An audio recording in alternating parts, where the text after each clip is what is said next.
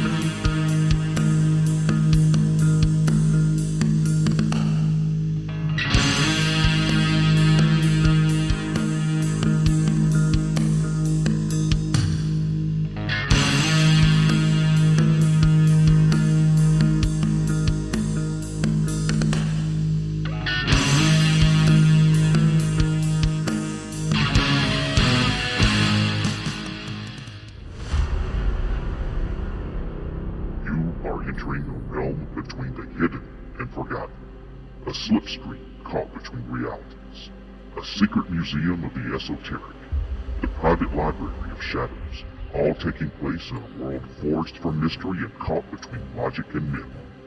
You are entering ParaReality. Good evening, seekers of the strange and the unexplained. When this episode first aired back in 2004, paranormal investigation looked very different than it does today. There weren't any ghost hunting apps on our phones, no endless stream of investigation videos on social media, and there weren't a lot of television programs devoted to exploring haunted locations. Most investigators relied on little more than like a flashlight, a tape recorder, a camera, and an open mind.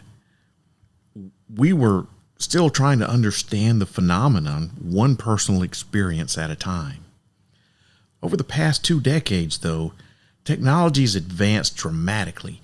Digital voice recorders have replaced cassette tapes, infrared cameras, thermal imaging, REM pods, and countless other devices have become commonplace in the paranormal investigating field. And at the same time, investigators have become more disciplined in documenting evidence, while skeptics have become equally skilled at offering alternate explanations. Despite all of these advances, one thing has remained remarkably consistent. People continue to report encounters that simply refuse to neatly fit into one conventional understanding. And among the most fascinating are the hauntings that don't seem particularly frightening at all. Instead of terrifying apparitions or violent manifestations, some spirits appear to delight themselves in little acts of mischief. They hide everyday objects. They create unexplained noises, move possessions from one place to another. They turn lights on and off or play harmless pranks that leave homeowners scratching their heads and wondering if they're slowly losing their minds. Why would an alleged spirit behave like this? Is it the personality of someone who once lived, or is it an attempt to communicate with the living? Could these experiences be examples of poltergeist activity, or are they something else entirely? And maybe the biggest question of all, if your home is being visited by one of these so-called pesky ghosts, is there anything you can do to encourage it to just move on? Well, those questions formed the basis of tonight's ParaReality Flashback episode. While some of the investigative methods and terminology you'll hear reflect where the paranormal research stood back in 2004, the central mystery remains just as compelling today. As you listen, I encourage you to think not only about how our understanding of hauntings has evolved over the last 20 plus years, but also about how much still remains beyond our ability to explain. So, dim the lights, settle in, and travel back with me to one of the early days of ParaReality. This is a special flashback presentation of the episode Pesky Ghosts from Season 1, originally broadcast all the way back on April 9th, 2004. Whether you're hearing it again or experiencing it for the very first time, I hope it reminds you that sometimes the strangest encounters aren't the ones that terrify us. They're the ones that quietly challenge everything we think we know about the world around us. I'm Sandman, and this is ParaReality. So let's step back in time. But before I put you into the time machine, I want to tell you something. I am back in Bigfoot country, baby. Tomorrow, July 25th, you'll find me deep in the heart of the Smoky Mountains at the Smoky Mountain Bigfoot Conference in Gatlinburg, Tennessee. It's going to be a great conference. It's surrounded by mountains, the mystery, and a whole community that knows there's more out there than what we can explain. I'll be there with Eric podcasting live for the ParaReality podcast, meeting the listeners and connecting with fellow researchers, but most importantly, I'm there seeking your paranormal encounters. Are you going to be at the conference? If so, let me ask you these questions. Have you seen something you can't explain? Have you heard something in the woods that shouldn't be there? Have you experienced something that stayed with you ever since it happened? If you can answer yes to one or all of those questions, then I want to hear all about it. If you're going to be there, this is your chance to share your story, whether it's Bigfoot, cryptids, UFOs, or anything that defies explanation. Eric and I will be there conducting interviews throughout the day, capturing real accounts from real people, the kind of stories that I like to hear, the kind of stories that keep the mystery alive. So if you're going to be at the Bigfoot conference in Gatlinburg, Tennessee, come find my table, step up to the mic, tell me your story, and let's explore the unknown together. Because out there in the shadows of the Smokies, the truth is still waiting to be told. You don't even have to tell a story. Just stop by and say hi. Eric and I'd love to meet you. You can buy some swag, help support the podcast, buy one of my books. We'll be there all day. Can't wait to see you guys. And now I've told you all that, I hope that you take at least a little bit of time to listen to just at least part of this episode. So without further delay, I'm putting you in the time machine, sending you all the way back to April 9th, 2004, where you'll be listening to ParaReality Flashback, Pesky Ghosts. It's ParaReality Radio. It's 10 o'clock p.m. Central Standard Time on Friday, April 9th, 2004. I'm Sandman, and I'll be your host for the next hour or hour and a half or so. Tonight's show is an interesting one because I'm going to be talking about how to get rid of a pesky ghost if you happen to have a pesky ghost. Then, as usual, I'll be closing the show with the popular News of the Strange. I've been getting a lot of positive feedback on News of the Strange ever since I changed the format, and I want to thank all of you who put in your suggestions to me about what you thought would make it better, and I listened to you, and apparently it has made it better. So it can actually help if you listen to the fans every once in a while, believe it or not. Just in case you're a new once again, having problems speaking. Just in case you're a new listener or happen to miss the first couple of shows, let me give you a little background on myself. I'm both a certified ghost hunter and paranormal investigator through the International Ghost Hunter Society, or IGHS for short. I'm not just some quack who gets into ghost hunting or gets his kicks out of that or belongs to some sort of ghost hunting club. I do have the certifications to do what I do, and I know what I'm talking about. At least, I hope I know what I'm talking about. And anyway, that leads us up to tonight's show. By the way, you can reach me, if you happen to be out there listening tonight, you can reach me on Yahoo Chat, and my handle on Yahoo Chat is GreyDragon98, and that's Grey Dragon98. I'm also on MSN Messenger, and don't laugh at this, but you can find me on MSN Messenger at skywalker89@hotmail.com. And I'm also on the Microsoft Net Meeting. You can try and ping me on Microsoft Net Meeting at 192.168.0.2. Or easiest way to do it is if you've got MSN Messenger, you can actually start a net meeting session right there off of MSN Messenger. Haven't had anyone try to do the MSN Messenger yet, but hopefully I will. So I don't know if that's actually going to work as far as a live guest or anything. Oh, I have guests in the studio tonight. Oh my God, there's chicks in the studio. Oh God, they're going to ruin the show. No, I'm just kidding. What's going on, ladies? They're stripping. This nakedness on. I am now the Howard Stern of Live 365. There are boobs and nipples all over the place in here. I can't believe it. This is a first. What's going on, ladies? Hi. Yeah, they're drunk. That's why there's nakedness going on in here, because they're drunk. These are two ladies that had a hard day at work, I assume, and went and got wasted. All right. Well, that's something new for the show. I'm sure everybody's going to be happy to see that out there. Oh, wow, again, I just got a boob shoved in my face. All right, this is great. I feel like Howard Stern. Go over there and take off your clothes, ladies, and let me judge you. Turn around and do all that stuff.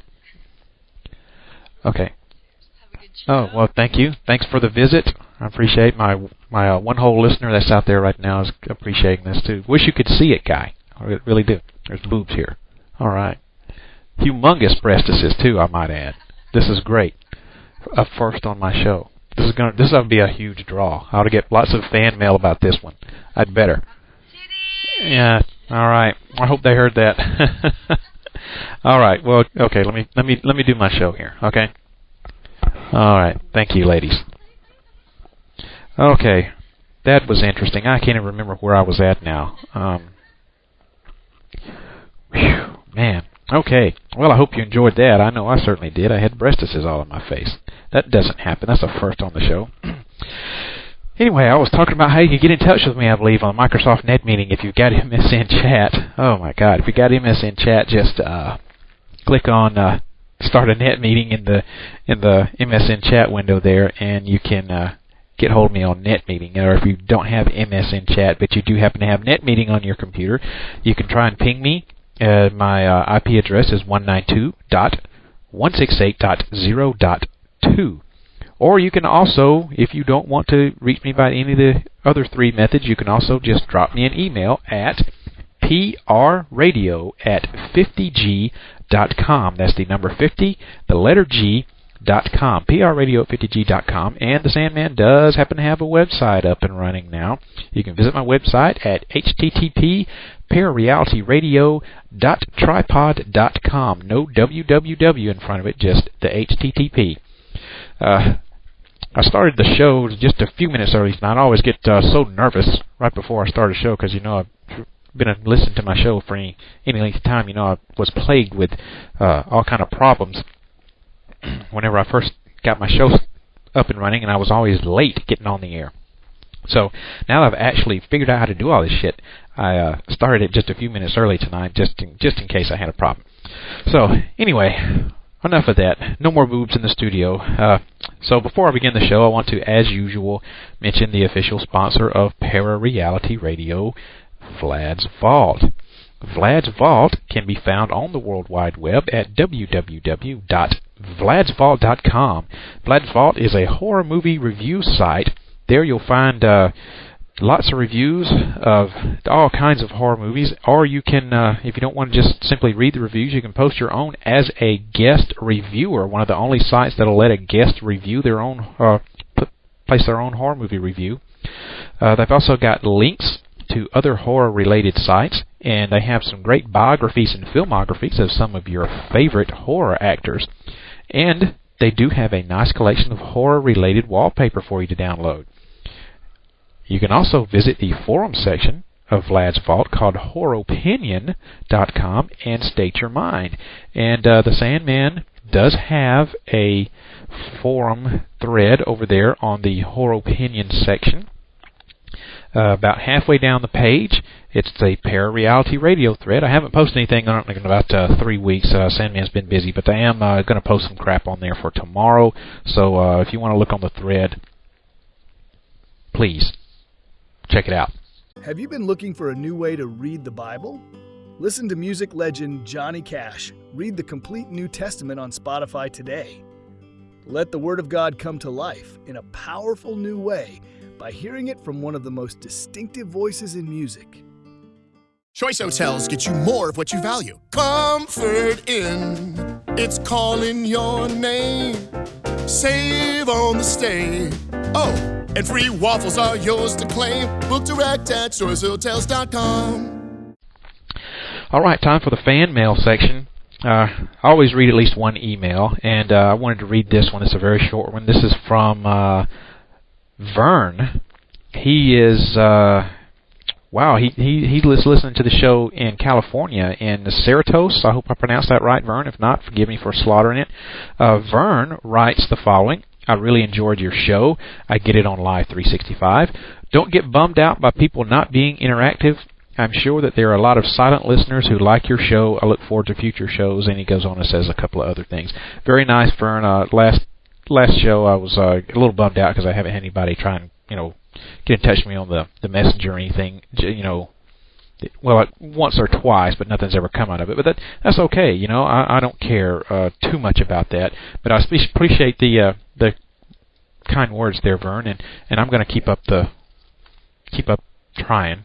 So anyway, here we go. What we're going to be talking about tonight is how to get rid of a pesky ghost. Now, if you happen to know someone who has a haunted house, or if you yourself happen to have a haunted house, you happen to have a ghost, and this ghost is, just being a bothersome, he's being an ass, being real pesky, hopefully tonight you're going to learn some ways on how to get rid of this pesky ghost.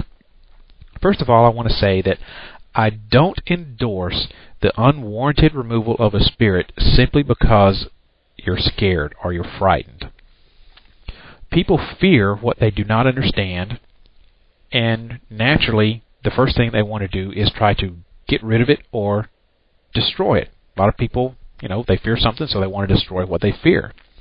Now, I just told you that I got my certification through the IGHS, International Ghost Hunter Society, and the IGHS has held that establishing diplomatic dialogues with these spirits is a lot better than calling your local priest or your local ghostbuster to, toss holy water and wave crosses and religious icons or speak in harsh languages, harsh words or phrases at these spirits.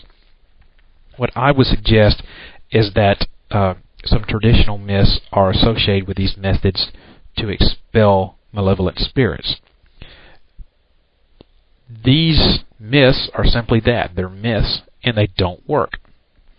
The first myth suggests calling upon the name of some sort of religious deity, i.e. God, Jesus, or the Virgin Mary, to compel a malevolent spirit to just leave, to depart. Simply making the sign of the cross or holding rosary beads or holding up a cross and calling upon either Jesus or God or the Virgin Mary for help just simply will not have any effect upon the malevolent spirit. A malevolent spirit is outside the belief system that the living accepts and predicates their lives upon. The malevolent spirit has the advantage of being in the spirit world, and therefore he can comprehend the two realities, the physical plane and the spiritual plane. While we mortals can only practice the dogmas and the tenets that we have been taught, the spirit is not under this handicap, because the spirit is beyond the religion of us mortal men, and the spirit can see and understand the reality of what exists in the dimension he's in, the spirit world. Now there's a second myth, and it is that a malevolent spirit can be removed by something called an exorcism. A malevolent spirit will not leave simply because someone sprinkles some holy water or because they speak words that command this spirit to leave. What this is it's more really appropriate for Hollywood script writers. Now, these guys are conjuring up dark figures who torment men in the movies, and the easy, predictable solutions such as exorcism to expel the malevolent spirit is what they're going to go for. While this solution works almost 100% of the time in Hollywood, it's not going to have that kind of a success in real life. These myths that I was talking about, that religious icons, religious rituals are holy, powerful words, will force a malevolent spirit from a home, is steeped in the folklore that stems out of the Middle Ages. Consider for a moment that not all spirits are or were Christians in life. And we know that there are a lot of people out there who aren't Christians. So, take for a moment and just think that if you've got this pesky ghost, this malevolent spirit in your house, just stop and think, maybe this person was not a Christian in life. So, why would they suddenly obey holy words uttered now when they wouldn't obey holy words uttered when they were alive? If they didn't go to church and believe in God or whatever then, why should they change their attitudes now that they've crossed over into the spirit world? Let us reason as to why exorcism will fail to remove unwarranted spirits.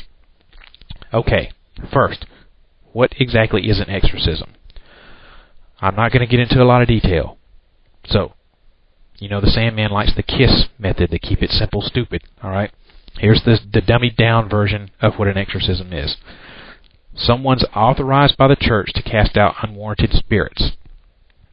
Usually after a lengthy interview and evaluation by a church official, does this act of exorcism, is this person able to perform it, should I say? The person doing the exorcism usually holds like a priesthood of their respective church and is endowed with certain gifts to work with these malevolent spirits. Unfortunately, all this sounds really nice. It sounds wonderful and in keeping with God's plan for removing spirits, but stop, wait right there. Who said that this is God's plan? Why is it that ministers and pastors and any religious person high up in the church doesn't know how to deal with people who has haunted houses? Prayers and blessings don't have any effect on spirits. Ghost hunters, ghost paranormal investigators get calls from pastors and ministers from the mainstream religion all the time, and these people can't deal with the hauntings experience that is being experienced by their members of their church. So it becomes the paranormal investigator's job to help those people understand what needs to be done. So let's examine how God does implement His plans. The exorcist is ordering the spirit to be gone in the name of God, and therefore God will remove that malevolent spirit, or at least this is what the philosophy says. However, in real life, this isn't always true. Take, for example, listen to this. God doesn't always intervene to, let's say, save a child's life from something like starvation, imminent danger, some sort of bad threat, or even loss of life, even at the prayers of parents, family, friends, clergy, people in the church. Now, when God doesn't intervene, these religious people from the church will say that it's quote-unquote God's will. What I think about this is it's nothing more than a cop-out and an excuse for why the prayers weren't answered. God doesn't intervene to prevent action or to remove some sort of terror or horror that we can encounter in this life. God does not interfere with the day-to-day operations of this earth or the people on it. If God won't intervene to save an innocent child from dying, why would He intervene and cast out a malevolent spirit because it's in your home? He will not intervene. He's not going to do it. Therefore, all exorcism is pretty much useless and ineffective, and basically it only seems to aggravate the spirits further. Now, I know I'm going to get a lot of controversy over that, and there are times, like I said, exorcism does work, but not all the time, not like what you're going to see in the movies. In most cases, the exorcism's not going to do anything except anger the spirits or this malevolent spirit, and more harm is going to be the result of this. Therefore, what kind of magical powers do these holy or religious words have? Have these words, these religious words that's uttered during an exorcism, ever stopped a killer? I think we all know that the answer to that is no. Words can help us understand about the world within which we live, but words alone can't change the course of a river. Words can't move mountains. Words can change our individual lives because we apply the emotions or experience with those words. Words have no effect or power upon the spirits of the dead, so why establish a dialogue with them as far as religious speaking goes? How is that going to remove a malevolent spirit? Consider this. Let's consider why a spirit may remain on this plane, this earth plane, as a malevolent spirit. Consider a person who in life allowed his vices to rule his life. This person is going to succumb to the basic instincts of life and rely upon his need to feel good by outside stimulation, such as drugs and alcohol. That's the most common thing, okay? His spirit is debased, and he resides in the lowest level of the spirit world upon his death. That spirit has not evolved into a higher life form, but what it's done is it's retained at the level that it was at when he died. So it's going to seek to find victims exhibiting negative energy fields upon which it can feed and make itself feel good again. This is the traditional emotional vampire that sucks emotional energies out of the victim until the victim is emotionally dry. The spirit then abandons them for someone else to repeat the cycle. Now, that's not necessary. Don't want to get that confused, but I'm saying that malevolent spirits are emotional vampires, and you can't be an emotional vampire unless you're a spirit. That was just giving that as an example. There are living, breathing, walking around emotional vampires out there who will suck your energy dry. I was using that as an example. So, who are the victims of these malevolent spirits? Wow, door closed. Who are the victims of these malevolent spirits? The victims are those who are filled with unresolved emotions. Things like animosity, malice, bitterness, anger, hatred, or resentment that festers in the deep, dark recesses of their mind. These intense emotions are attracting the negatively charged, malevolent spirits. Now, if you remember my other show about understanding spirits of the dead, we talked a little bit about this. Okay, so this, if you have listened to that show or a regular listener, you should be finding some of this a little bit familiar. These negative emotions that we're talking about may be a result of something like a divorce. Maybe the person had to file bankruptcy. Maybe they're having marriage problems. Maybe they were married more than once and had marriage problems in all their marriages. Maybe they've got some sort of domestic family problem, or problems with their employment history, or just any kind of major stress in their life. Maybe this internal conflict is from something like bitter memories from their childhood, or of a traumatic event. Maybe this traumatic event maybe they haven't had it fully resolved within their life. So it could come from any number of sources.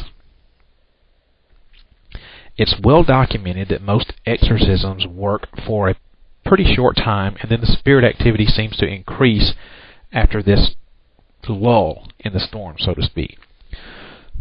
What I'm suggesting here is that this dormant period between the exorcism and the activity can be explained possibly by the lunar cycles involving the full moon and the new moon. The period between the new and the full moon has the lowest geomagnetic fields, thus suggesting that ghostly activity is almost non-existent.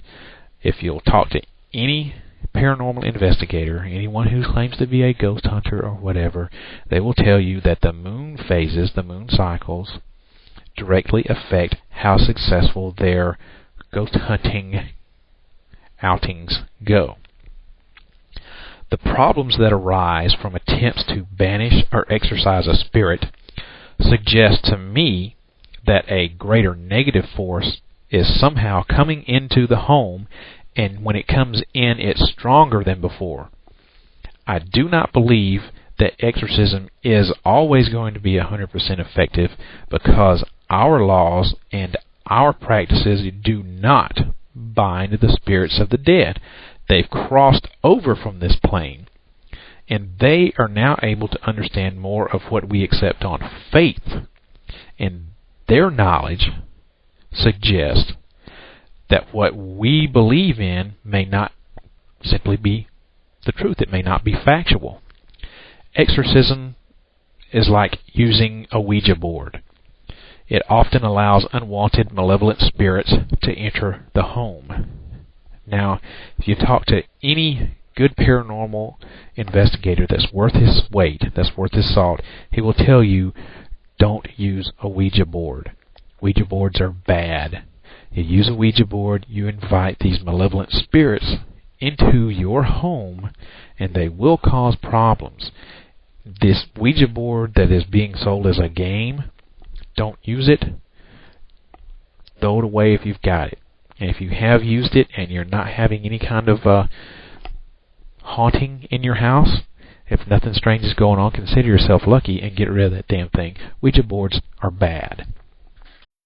Looking for a protein shake that tastes as good as it performs? Meet Rockin' Protein Max. Packed with 50 grams of fuel, it'll help you keep up when your day won't slow down. And because it's always creamy and never chalky, every sip tastes great. Even better, it's lactose-free and has 0 added sugar. It's not every day you find a protein shake you actually want to finish. Catch Rockin' Protein in the dairy cooler at a store near you. Rockin' Protein and Shamrock Farms are registered trademarks of Shamrock Foods Company. Hey, it's Ryan Reynolds here from Mint Mobile. Now, I was looking for fun ways to tell you that Mint's offer of unlimited premium wireless for $15 a month is back. So I thought it would be fun if we made $15 bills. But it turns out that's very illegal. So there goes my big idea for the commercial. Give it a try at mintmobile.com/switch. Upfront payment of $45 for 3 months, $90 for 6 months, or $180 for 12-month plan required. $15 per month equivalent. Taxes and fees extra. Initial plan term only. Greater than 50 gigabytes may slow when network is busy. See terms. What's more common, in probably about 99% of the time, is what I call a prankster spirit, who loves to play a good joke on the people whose home he's haunting. If you'll talk to ghost hunters or paranormal investigators, they'll tell you probably that in their experience from talking with people who they are investigating or people who they're trying to help, these people have had an experience that frightened them sufficiently enough to call for help and to warrant in their minds that this place, their house, their home, their business, whatever, their restaurant, needs exorcising, and that their reasons are purely selfish, and they reflected, if I could talk, they reflected a lack of understanding of the spirits of the dead. So, we need to understand what a prankster, God, I can't talk tonight. We need to understand what a prankster spirit is. I can't say prankster. Whew. Okay, so we have to come to understand that the pranks initiated by the spirits of the dead often call for some kind of acknowledgement, a call for help, or perhaps it's simply a joke that they are playing on the living. Maybe they just want to get a little bit of attention. The most common ghostly pranks that scare people are stuff like footsteps, disembodied footsteps, low voices or muffled voices, objects being moved or simply vanishing, dark shadows on the wall, appliances or lights being turned on and off at will, strange odors, dogs and cats, or should I say dogs and or cats, acting strangely, your name being called by apparently no one, the just overwhelming impression that someone is watching you, strange footprints appearing in or around your home, or if you experience strong negative emotions. And all of those above things that I just named, the ghost may simply be having some fun to see how you will deal with them. Now, some people, they choose to move out of the house. Others will become paranoid, call for an exorcism, call for help. Few people, very few people, will simply just laugh the prank off or whatever. The only time that I would consider it unhealthy for a ghost to pull pranks in a home is if there is like a small child or small children who are there and who are being frightened. If it were me, and I was called to help this person, I would just simply ask the spirit not to scare the child or children. Say that, ask that in a very firm voice, strong but not overbearing. Talking to a spirit in this manner can be very, very helpful in resolving issues that the people in the house, the living, want addressed. The prankster spirit has issues that it needs to address as well, such as the earth-linked emotions that it must release so it can move to a higher level of the spirit world. Banishing these spirits will not help them on a spiritual level. What we need to do is we need to work with them to resolve the issues or aid them in resolution of unfinished business so that they are free of these anchors that are tying them to this realm. We need to be concerned about their spiritual welfare, just not simply our own fears of the unknown.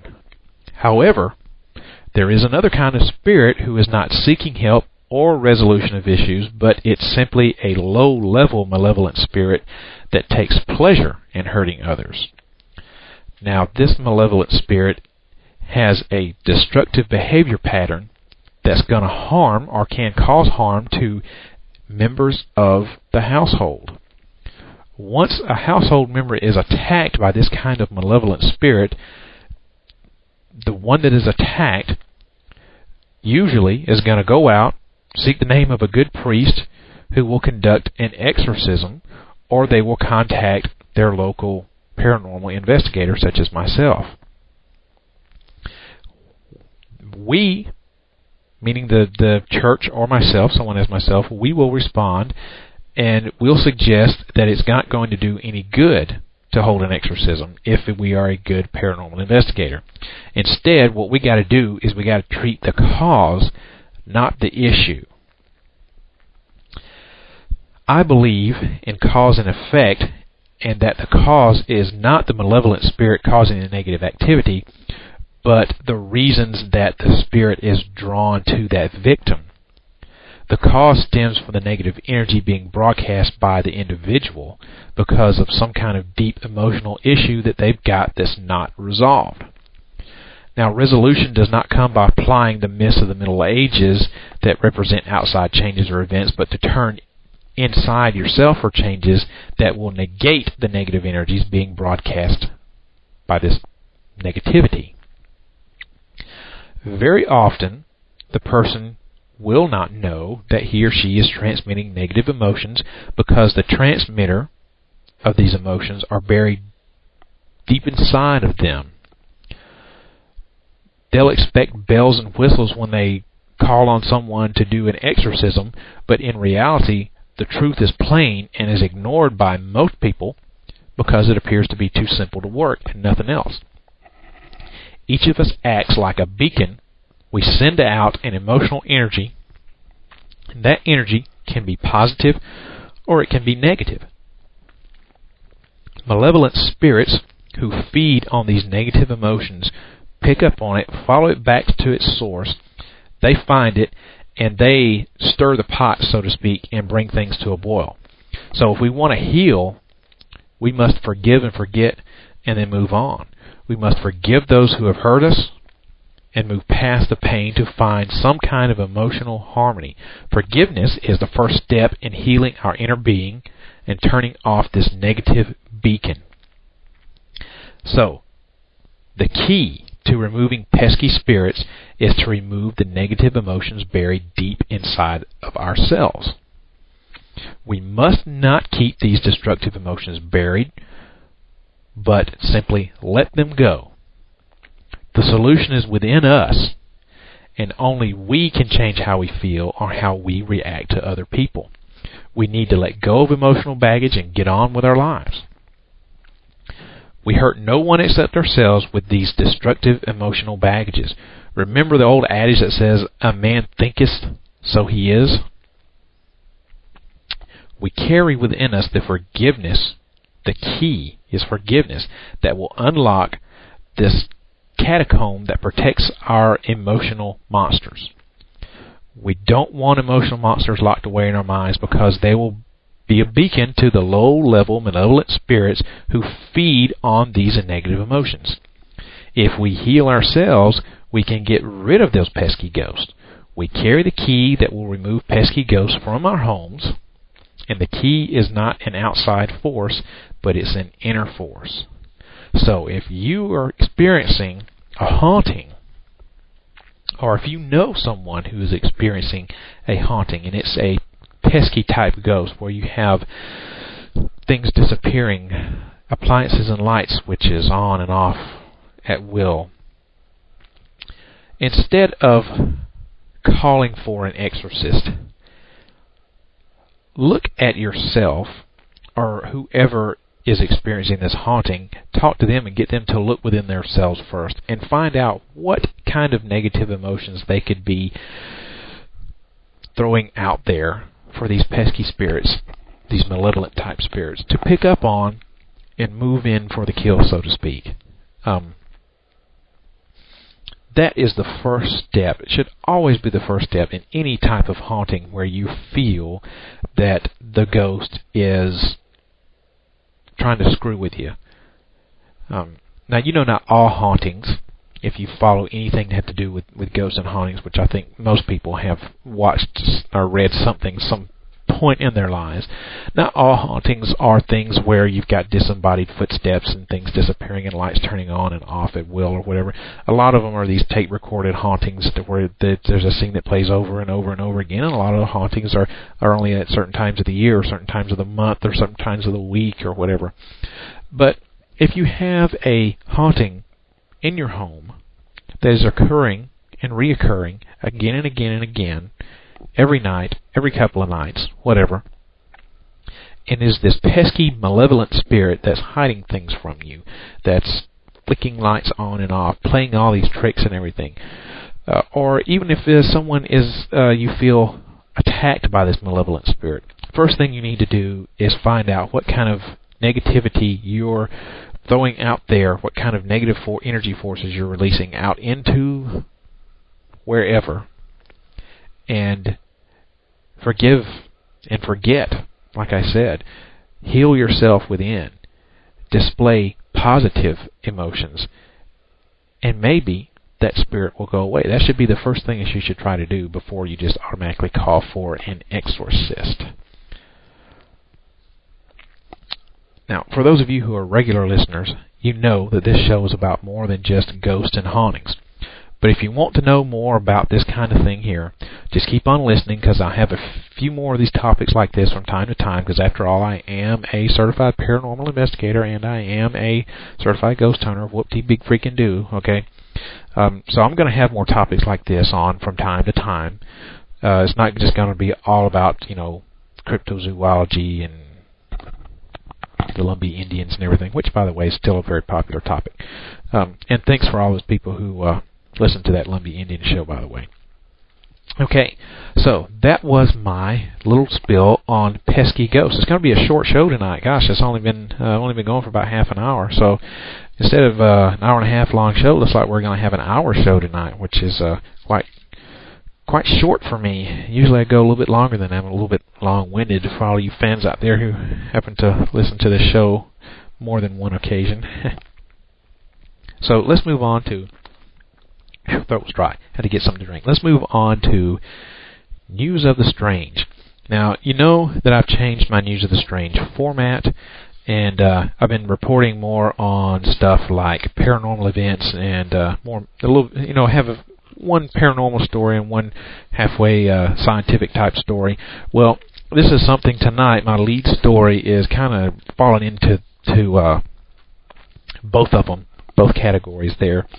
It's about an Easter Island cancer drug. As a matter of fact, that is the headline for the lead story tonight on News of the Strange, is Easter Island cancer drug. Faraway Easter Island has become an exotic port of call for medical researchers. First, they discovered a drug made from its bacteria can help kidney transplant patients. Now a similar drug may be a kidney cancer fighter. A man by the name of Ed Only, who is 68, gets a blood test every week to monitor his treatment. 2 years ago, he lost a kidney to cancer. Last year, tests found it had spread to his lungs. He's in a study for an experimental drug called CCI-779. I play golf, Ed said. I live my normal life, so I think it's going to be very well. CCI-779 is a derivative of an anti-rejection drug found in the soil of Easter Island, which is a tiny Pacific island best known for its giant stone carvings. The drug appears to disrupt the growth and survival signals of cancer cells. By blocking the activity of a key protein, it is able to halt cancer growth and cause tumor regressions in animal models, medical oncologist Dr. Gary Hughes said. That's a tough name to say. So far, Ed's results are encouraging. After 8 weeks, I had a CAT scan taken, and it showed significant improvement. My cancer nodules had reduced in size, and of course, we're hopeful that continues. Patients don't seem to be sidelined by severe side effects, so it doesn't slow them down too much, and that's what we really seek in cancer treatment, Dr. Hughes said. Not only to control the cancer, hopefully extend life, but also to make that life a quality life without too many compromises. The earth beneath the mysterious Easter Island statues may help defeat kidney cancer. A new phase of this research is set to begin in summer 2004 at 100 sites worldwide. For more information, to learn more about renal cell carcinoma and clinical trials, call 1-800-4-CANCER. That's 1-800-4-CANCER. This is a very interesting story. It comes out of News 14 in Carolina. This is actually a news channel 14 in Carolina. I had, of course, everyone's heard of Easter Island. If you hadn't, where the hell have you been all your life? I had never heard that the soil of Easter Island was supposed to help with kidney transplant patients, and now not only do I find out that it helps with transplant patients, but apparently this is could be some sort of cancer rejecting drug. This is very interesting, and I'm definitely going to keep trying to follow up on that story. And you know how hard it is to follow up on these damn weird ass stories that I report on. You get one report out of it, and then you try and follow up on it, in the next few weeks, and you never hear shit out of it again. So I'm going to try my best to keep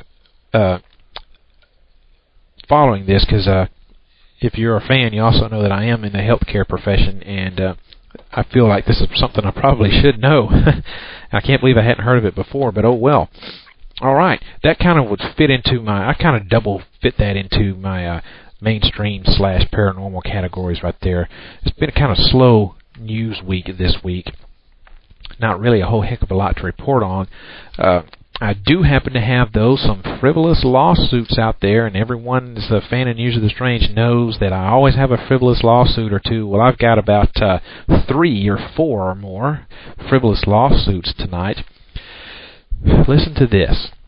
In February, a freelance photographer named Robert Levin filed a $50 million lawsuit against the Waste Management Company for injuries, including brain damage, that he suffered while trying to take photographs at New York City's Ground Zero in December of 2001.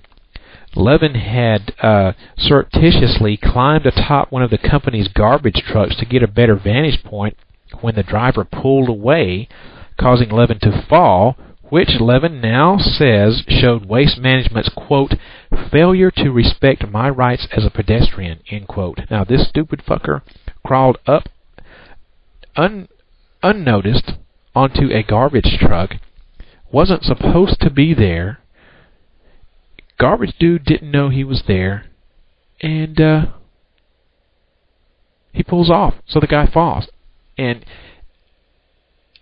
now he wants to sue because he says he was not respected as being a pedestrian. Well, dude, when you climbed on top of the truck, you no longer became a pedestrian. You were a passenger in that truck.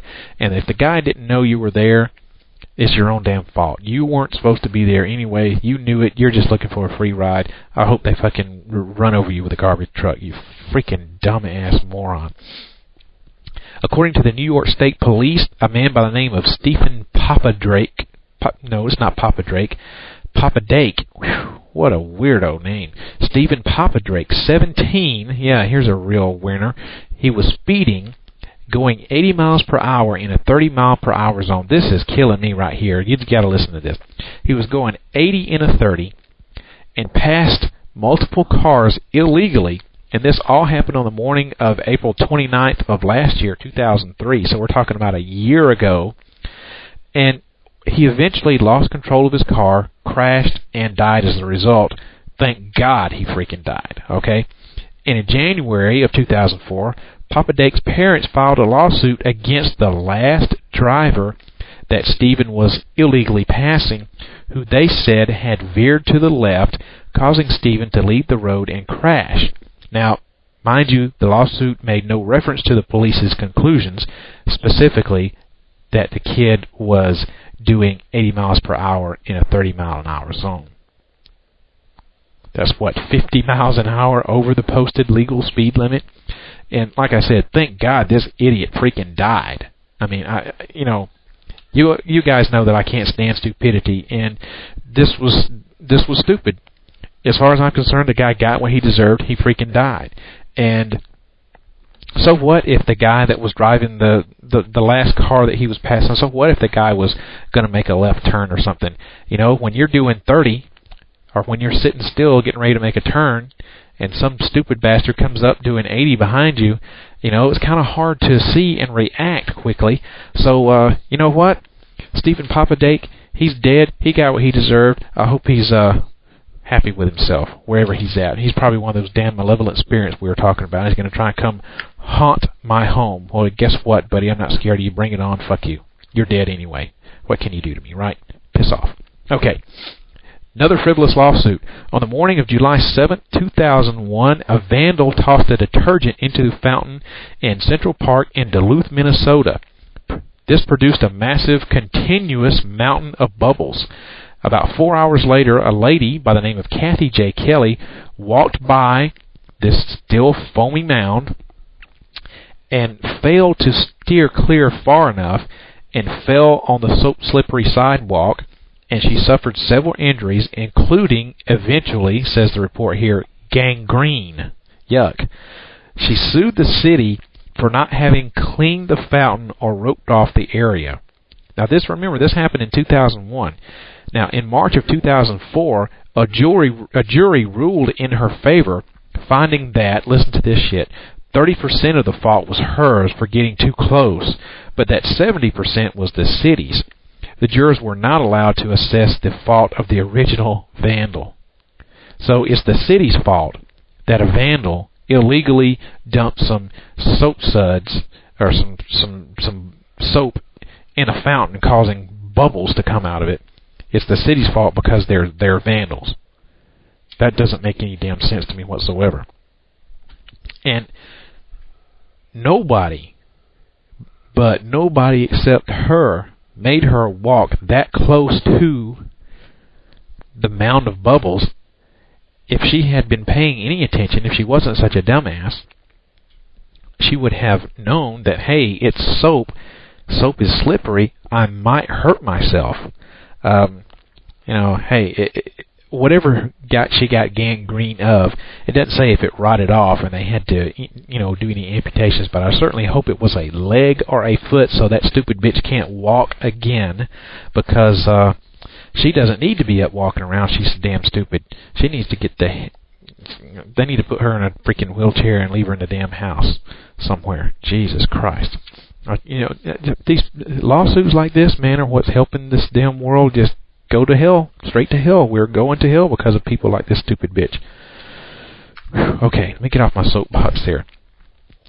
Now, I read this, and I just had to put this in here. This has got nothing to do with the frivolous lawsuits, but it is kind of fits into the news of the strange category, and I gotta read you this. In February, the Chief Justice of Singapore, his name is Yongpung Hao, who is 77, rejected attempts at leniency by a 25-year-old ex-policeman who had argued that his arrest for receiving oral sex as a crime against nature, in upholding the law as a salutary part of Asian culture, Justice Yang sentenced the man to 12 months in jail, pointing out, and this is what he said, quote, "There are countries where you can go and suck away for all you are worth, but this is Asia," end quote. And I just thought that was great, man. Finally, a freaking dumbass criminal is exactly what he should get, which is the full brunt of the law. Way to go, Justice Yang. Yeah, Yang. All right, and speaking of dumb criminals, listen to this. Keep a low profile? Haha. Sandy L. Warren, 43, was arrested in March and charged with stealing an 8-ton cherry picker from a construction equipment dealership in Redmond, Washington. A dealership employee had spotted the cherry picker parked in Warren's front yard with a for sale sign on it that said $28,990 or best offer.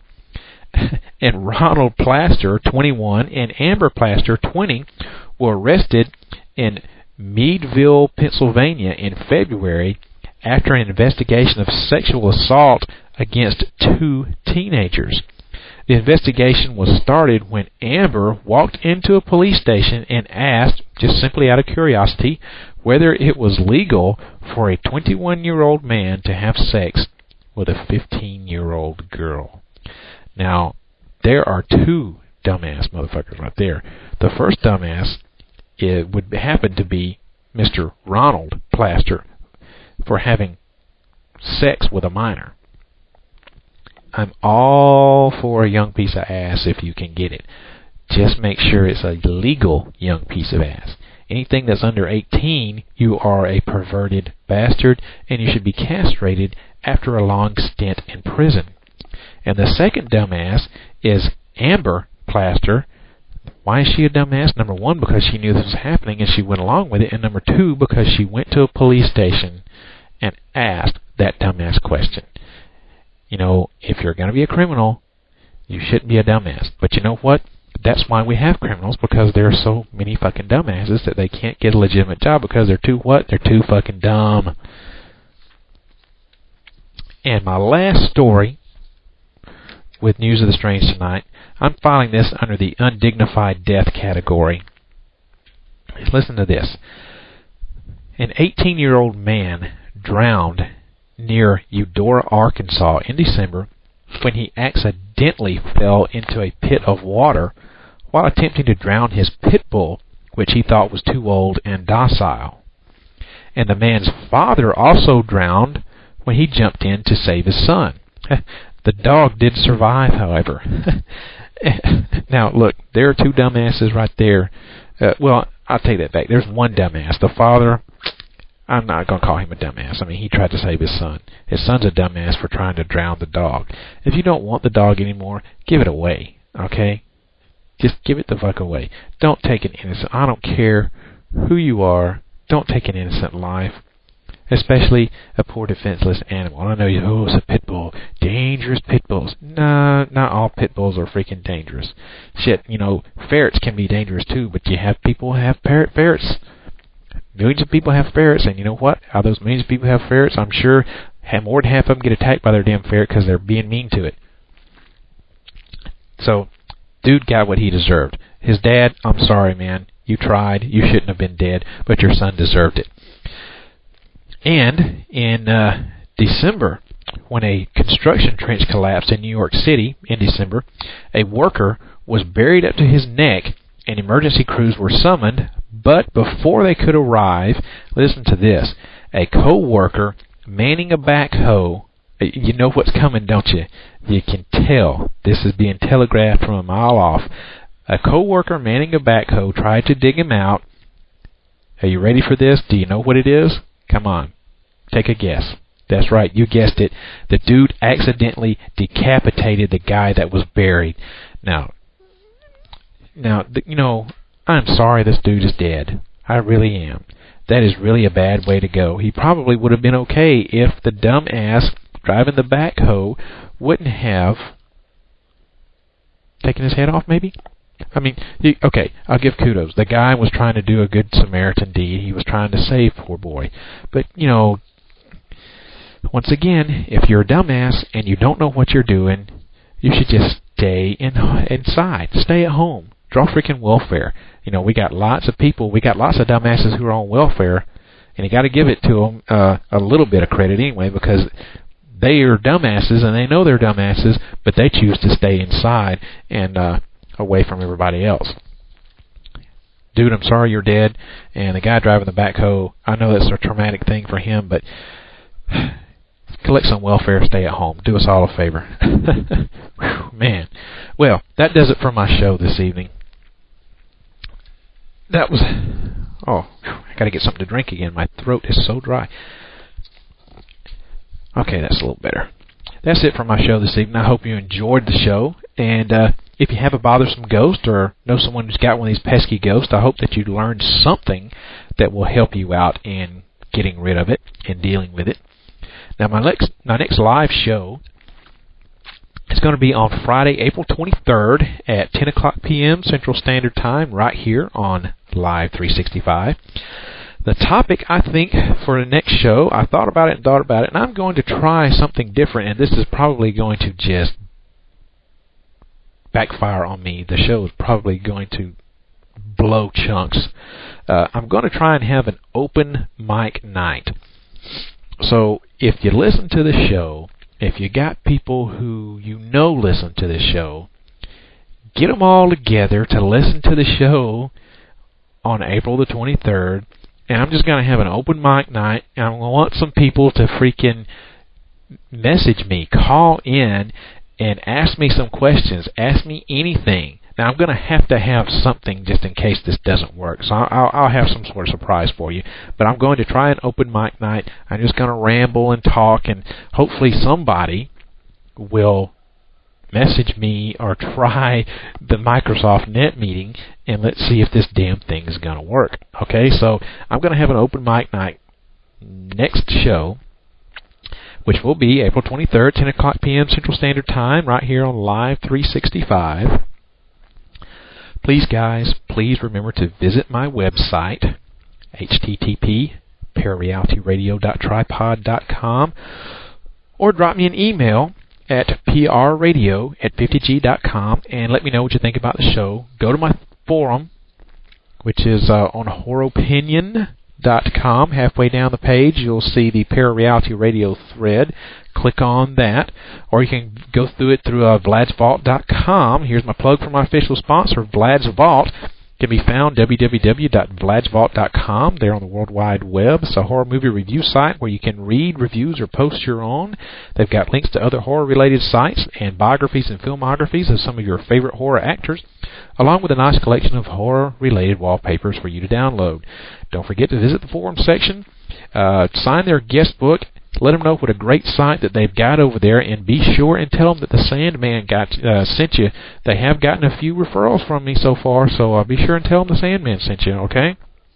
Have a great evening, and I'll see you again in 2 weeks, and I want to leave you with this thought. I hope this show produces some sort of, awakens something in you and produces some sort of change in you.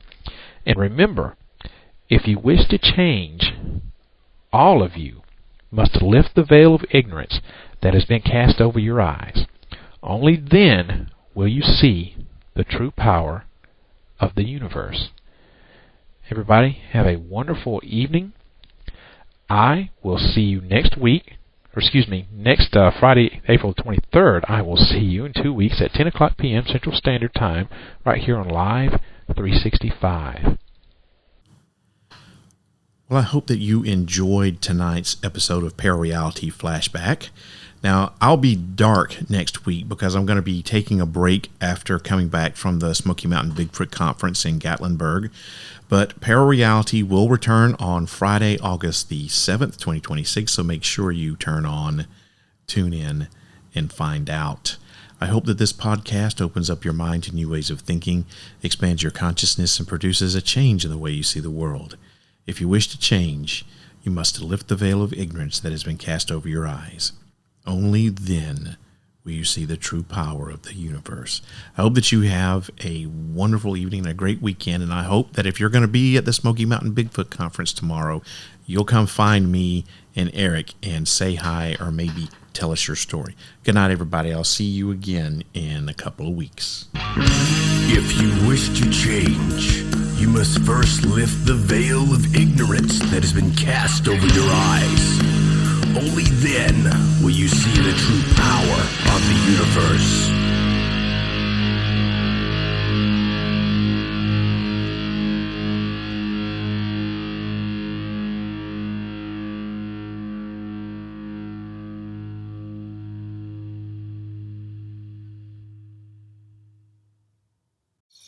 Traditional home security only alerts you after a break-in, and that's too late. SimpliSafe is changing that.